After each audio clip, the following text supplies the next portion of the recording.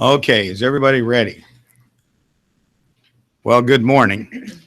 Lieutenant Governor Reynolds has just returned from leading a trade mission to Argentina and Uruguay and has other commitments, so she could not attend this morning. As you know, I'm a student of history, and more specifically, Iowa history. I love to read the Iowa History Journal and various works on historic figures and events. And when I became the longest serving governor in American history last December, we created the Iowa History Fund as a nonprofit organization to promote history for future generations. The Iowa History Fund is financed from private contributors and also from proceeds from the sale of the book that was written by my friend Mike Chapman. I think this has, I don't know where that is, but the Iowa History Fund has a board of 3 members. Our Cultural Affairs Director, Mary County, the Muscatine Community College Chair of the Department of History, Jeff Kaufman, and John Busby, owner and president of Cultural Buzz. And that is the group that reviews and ultimately decides what projects will be funded.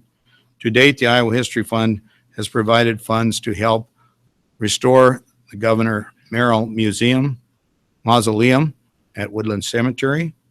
We've also provided funding for marketing the monument honoring the 6 Littleton brothers down in Louisa County. And we provided funding for assembling the photo collection of the Sidey family from Greenfield, Iowa. Hugh Sidey, of course, wrote and covered a lot of American presidents, and his brother Ed ran the newspaper, and they have pictures, I think, from veterans on World War I, World War II, and that will be something that will be displayed in Greenfield. And we've also provided for the repair of a gravesite at St. Wenceslaus Church Cemetery in Spillville that's over 160 years old. Today, I'm very pleased to announce the 5th project that the Iowa History Fund members have approved in the amount of $10,000 to support the Abigail Adams chapter of the Daughters of the American Revolution. I was approached by them. They told me about Gerald LeBlanc, who is a retired teacher and a dear friend, and he has been involved with a lot of the monuments here in the Capitol grounds as well as Woodland Cemetery. And his health, unfortunately, has failed somewhat, and he's presently at Valley View Nursing Home. But this has been his passion to restore these monuments, including the Soldiers and Sailors Monument here at the Capitol and the ones at Woodland Cemetery. So he started this project, and we want to complete it. The Daughters of the American Revolution took over this responsibility, and they approached me and they said, we need like $27,000 some dollars to complete it. There's still 300 unmarked baby graves from the early pioneers in Woodland Cemetery. Private contributions have already provided for the installation of 196 of the 501 headstones for these unmarked baby graves. I notice Mayor County is here, and I know he's one of the contributors that has helped with this project as well. Mayor, thank you for joining us as well.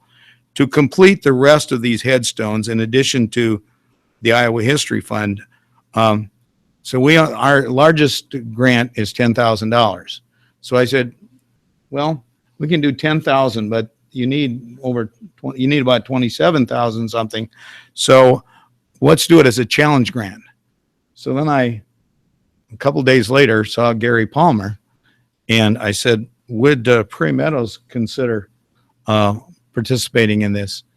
And he said, yes, we'll match your $10,000.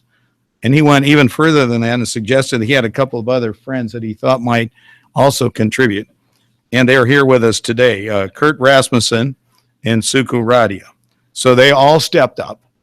And I'm very pleased to say the goal that the Daughters of the American Revolution had is going to be completed with these contributions. So starting way back in 1848, 501 Iowa pioneer babies were buried in Woodland Cemetery. In many cases, they just had a number or maybe a wood cross, which is long since gone.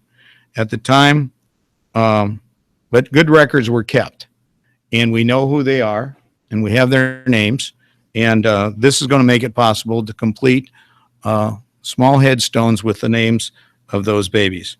I want to commend the Abigail Adams chapter of the Daughters of the American Revolution, along with Gerald LeBlanc, who started this whole project, for their efforts to restore and memorialize these unmarked baby graves.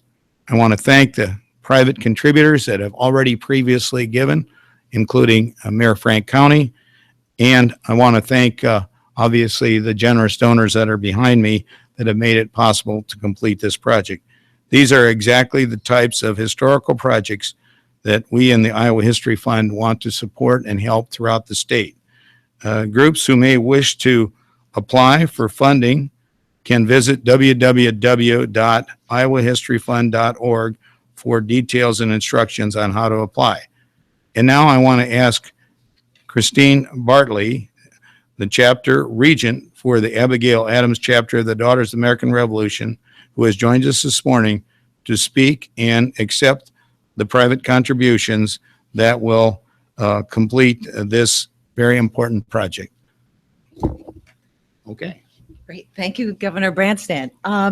Well, he covered a lot of the things that I was going to talk about this morning, but I do want to say that this past spring, as I was digging in my front yard, I looked horrible. Lieutenant Governor Kim Reynolds drove up to deliver Meals on Wheels to the elderly lady that lived across the street. When she went into the house, I had to weigh how grubby I looked against my questions about the governor's Historic Preservation Fund.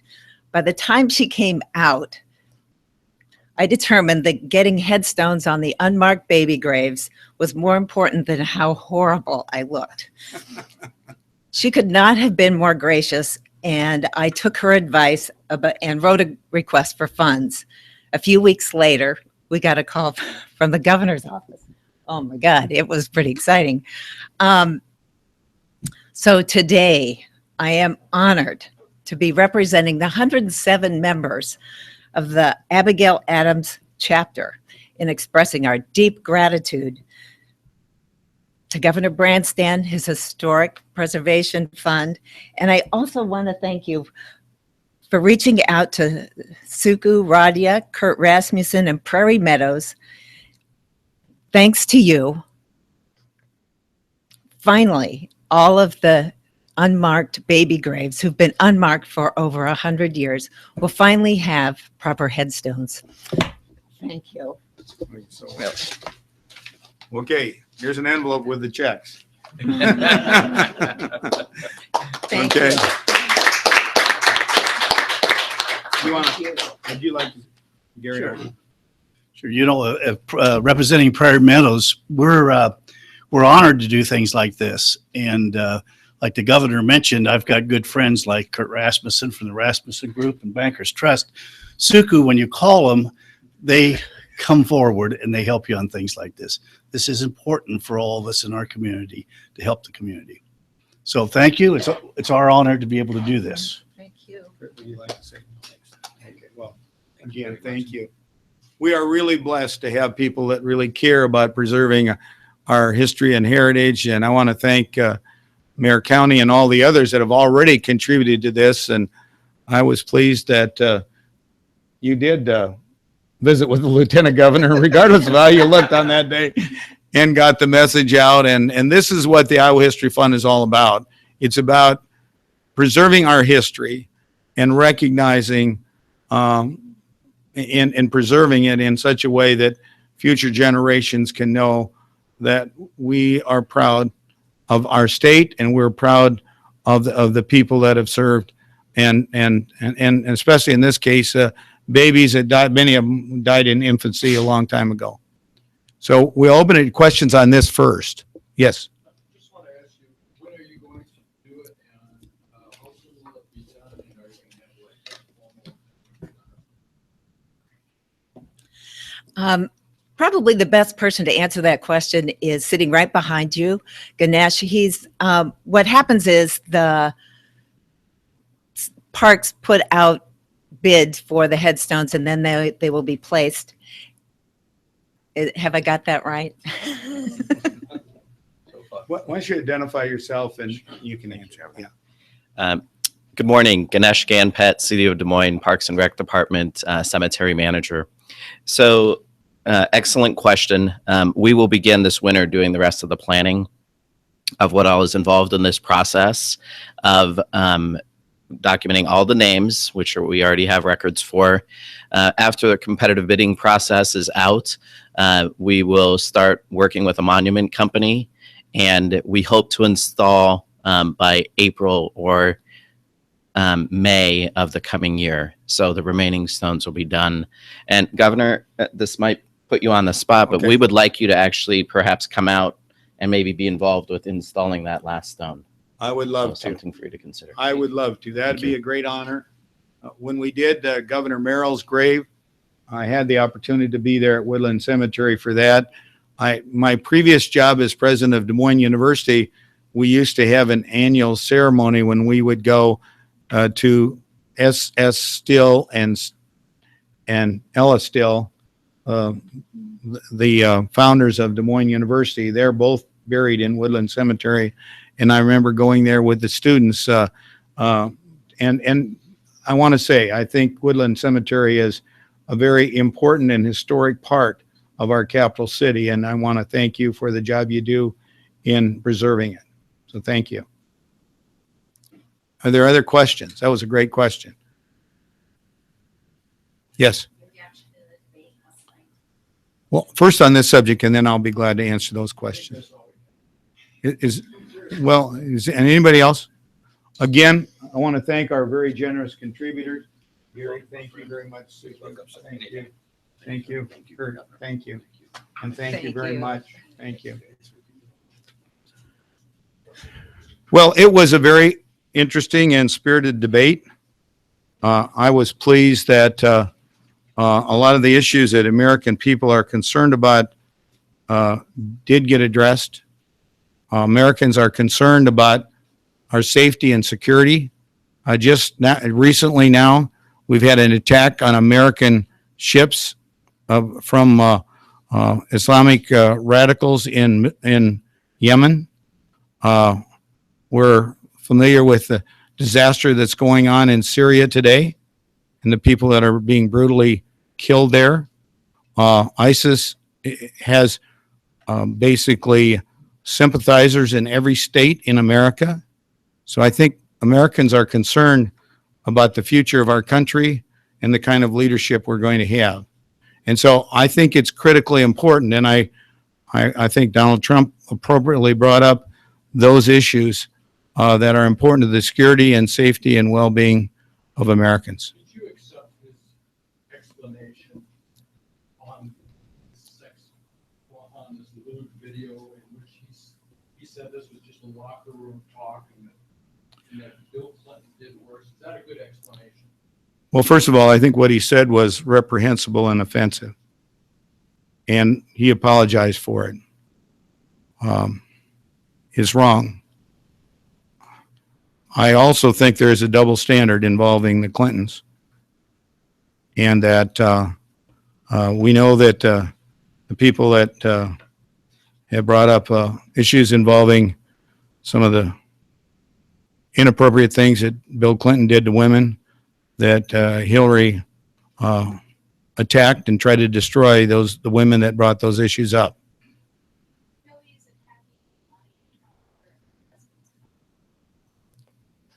Well, first of all, I think we ought to be focused on the issues the American people are concerned about, not attacking other people.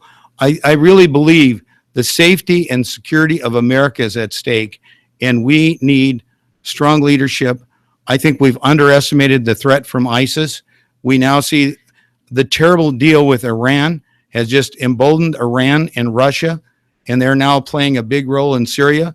And I'm very concerned about that. I think we're in the most jeopardy we've been in modern history, and we've seen many attacks here at home.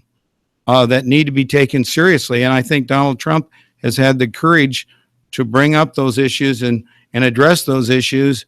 And he goes all over the country and meets with people. And right here in Iowa, we have a couple in Council Bluffs whose daughter was brutally murdered by an illegal alien that and that person is on the loose. That's not right. What kinds of things has he said that give you confidence that he has the skill, capability, the details of his plan to handle those kind of issues? Well, the fact that he chose a very capable vice presidential candidate in Governor Mike Pence, the names that he submitted that he would like to appoint to the Supreme Court, the next president's going to be appointing not one, but probably several members of the Supreme Court. I think it's to protect the Constitution. We need constitutional scholars like the late Anton Scalia to be appointed to the court. Two of the people that he has mentioned are from Iowa, both of whom I have the utmost respect for. And I think either one of them would make a great member of the Supreme Court. So I think he's shown that he will surround himself with capable, talented people. I've learned a long time ago, when you're the chief executive, you can't do it by yourself. It's the people that you put on your team that you surround yourself with. I think also he's chosen a very good campaign manager, and I think she's done a lot to improve his campaign. On Saturday, you told us the Iowa Republicans were not going to manage Donald Trump. Does that mean Ken Reiser is no longer welcome? Well, first of all, everybody is welcome. I'm proud of the Republican leadership in this state that they have stuck together, and I think that our state chairman, Jeff Kaufman, has done a great job, as has the co-chairman, our elected officials. And I believe that it's important that we recognize that we're part of a team and that a lot is at stake in this election, and that nobody, I said this when I ran for lieutenant governor, no two thinking people are going to agree on 100%. Bob Ray and I didn't agree 100% of the time, but I supported them and we worked together. And I think when you're part of a party and you're part of leadership, it's important to work together and support the team. And I'm doing everything I can to support the team from top to bottom. And I'm proud of the quality of candidates we have. I think we've got a great opportunity in Iowa this year. I think, Senator Grassley's doing a great job. Nobody works harder. Nobody's got a better voting record. I think Congressman Young's doing well. I was just campaigning for Rod Blum up in Dubuque. I think it looks really good for him. They said early on they thought that he would lose. I don't think so. I think he's going to win. I think he's going to win decisively. I think we've got a good chance to win control of the Senate as well as maintain control of the House. So it's important that we not only focus on Trump and Pence, which is critically important, I think, to the future direction of this country, but it's also important that we focus on the issues that are important here at the state level as well. And I'm doing all of that. There's a meeting of Republican leaders in Washington today that talked about the future course. Is that your message to them? For a team, everybody rally around the nominee moving forward, and we all go into this together? Well, the election is already being held. Early voting is occurring. So I think we need to focus on getting our votes out and getting our message across. I thought that Donald Trump did a good job last night of addressing issues that Americans care about. Energy security, better jobs, reducing the tax and regulatory burden, as well as the international threat. And I think that we all have a responsibility to focus on things that our constituents care about and try to do the best we can. Are you going to campaign with Trump comes here to return to Iowa? Are you going to stump the state with him? Well, yes, I have, and I will continue to. I have with Pence as well. He was at the Iowa State Fair. I think he may be coming here again in the very near future. And I think he's a great Republican Midwestern governor. And I thought he did very well in the debate. And I think Trump did well in the debate last night. What would you say specifically to women who have concerns about Trump? women vote. We think that he's a bad guy. Why should women vote? Iowa women vote for him? Okay, what he said 11 years ago on that bus is reprehensible and offensive. Unfortunately, he's not the only one that said things like that. And there are some people who have done things much worse than that. But I think what I would encourage everyone, women and men, is let's look at what's at stake in our country. And who do we think is the most trustworthy and reliable leader to restore American leadership in the world, protect the safety and security of our citizens, including our law enforcement and our border guards, as well as improve job opportunities for American workers.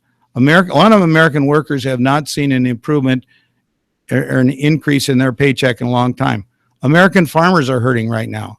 Right now, under this administration, the price of corn, soybeans, pork, beef, and eggs all below the cost of production. We need a change. We need somebody that will restore the renewable fuel standard and that will help us get American agriculture products into a competitive situation that will restore profitability. That's important to my state, and it also means jobs, because a lot of the jobs that have been lost recently, places like John Deere and Kinsey, are in farm machinery manufacturing. On another subject, 2014, when Sally Mason made a comment about rape, you publicly condemned her, and she was publicly shamed by the Board of Regents here in public. Why is Stephen Lee getting a pass for using university property as he seems to be using? Well, he's not getting a pass. The Board of Regents is indicating that they're doing a full review of the entire travel policies for all three of the universities. And I think that's appropriate. I think it's appropriate, and I appreciate the fact that he has reimbursed the university for the use of the plane and for the damage that was done to the plane. But I think Picked up his brother to basketball game. Has that been reimbursed?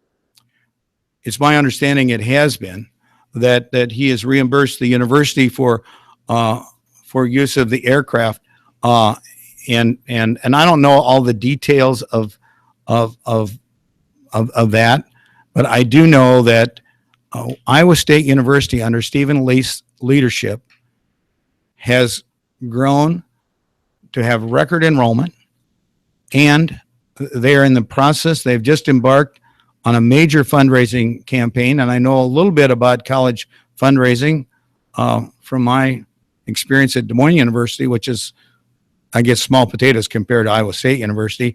But they are embarking on the biggest fundraising program in the history of Iowa State University. I think it's $1.1 billion. They've already got over half of that money committed. And this is the way they always do things in the university levels. They have a silent phase. So he's been traveling all over the country, making calls, getting major contributions to Iowa State University. I just talked to Roy Ryman the other day. You're familiar with Ryman Gardens and all that the Rymans have done up there at Iowa State University. And obviously, he had very good things to say about Stephen Leith and the leadership that he's provided. That doesn't excuse the mistake that he made, I think, and he's indicated that he is not going to be using Iowa State University aircraft in the future. So, but I also think you have to look at the whole picture. So is that a vote of confidence in Stephen Lee from you? Well, I have confidence in, and I'm going to be meeting with the acting president of Iowa State, of the University of Northern Iowa tonight, this afternoon. I have confidence in all of our universities. And they have an important responsibility to, Could you specifically give Lee the vote of confidence? well, I recognize there's a separation between the governor and the legislature and the universities. And there's reason for that, for academic freedom, and that there not be political interference with the universities. And so I believe that the Regents is appropriate governing body and that they are reviewing their policies and procedures to make sure that the use of aircraft and transportation is done appropriately at all three universities. Does your staff get to give rides to family members in public, in state-owned vehicles? Well, first of all, when I was governor back in the 80s, we sold the state aircraft.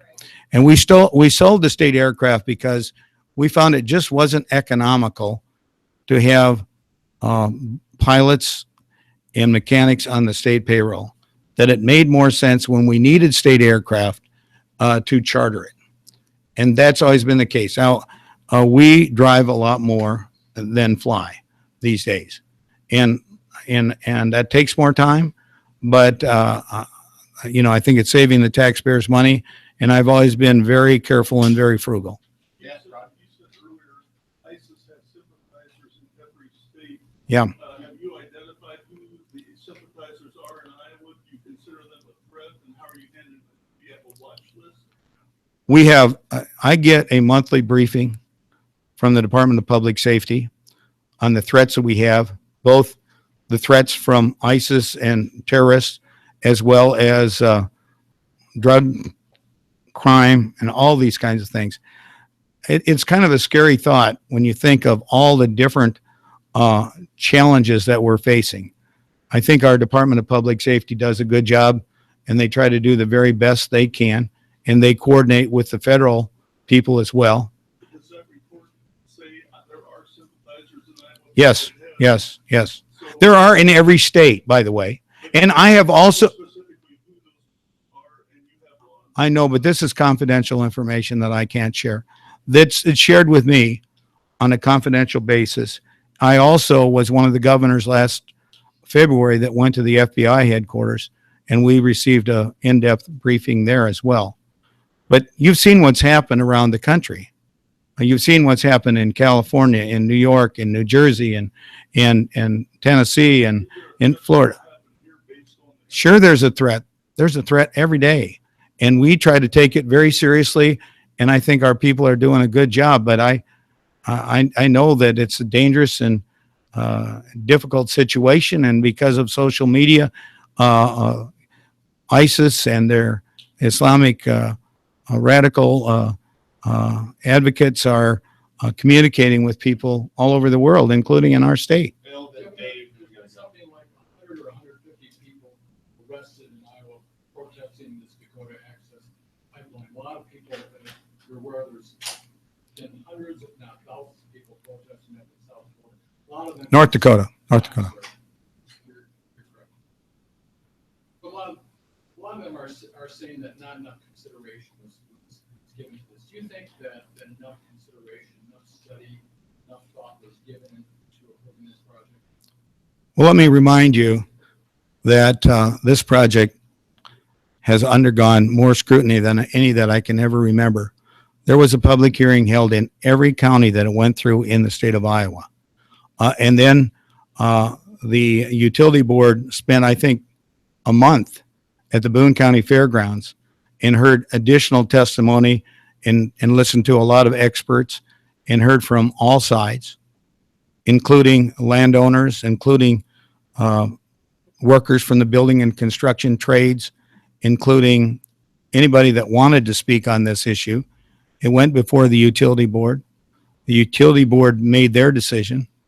Then there was a small group that challenged this, and they actually put in place a temporary injunction and heard out their concerns.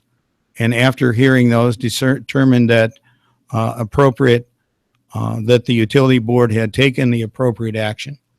And it's also been heard in a number of other. So I can't think of any other project. And we have thousands of miles of pipelines in the state of Iowa that have been put in over the years, but none has received the kind of scrutiny that this one has.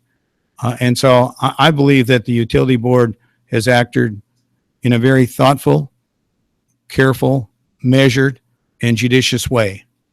And I believe that people should obey the law. Last question, Dave Price, not Dave Holder. Okay. Governor, going back to the tape, you have criticized the words that Trump has said. Yep. The more serious side of this are not the words, it's the action that he is talking. If he did do what he's talking about to Billy Bush, does that make him unfit? Well, I'm not going to speculate on that. I know what he said at the debate last night. And I would say the words were reprehensible. I find them to be very offensive. But he's also apologized for it. And he has said that he did not do this. Now, with Bill, Say it, which he no. He said he didn't do it. said he didn't say it, but he's on tape saying it. I watched the debate, and I'm telling you what I heard was that he apologized for what he said. But if someone grabs somebody in the genitals, would that disqualify? What Bill Clinton did, I guess my feeling is we have this huge double standard. And I guess what I would say is let's go back and look at how the Clintons have been treated, and are they being given the same scrutiny for what they've done as we're seeing for Donald Trump. I'm just saying we have a lot at stake, and I want to focus on the issues that are important to the people in this country instead of these personal attacks. And I guess people are going to believe what they want to believe about the individuals that are involved. But I'm more concerned about the American people and what's going to happen to the future of this country, our safety and security, our jobs, the ability to live in a safe and secure environment and not have these threats that have grown dramatically in future years. That's why I think the status quo is not acceptable, and we need new leadership. Thank you.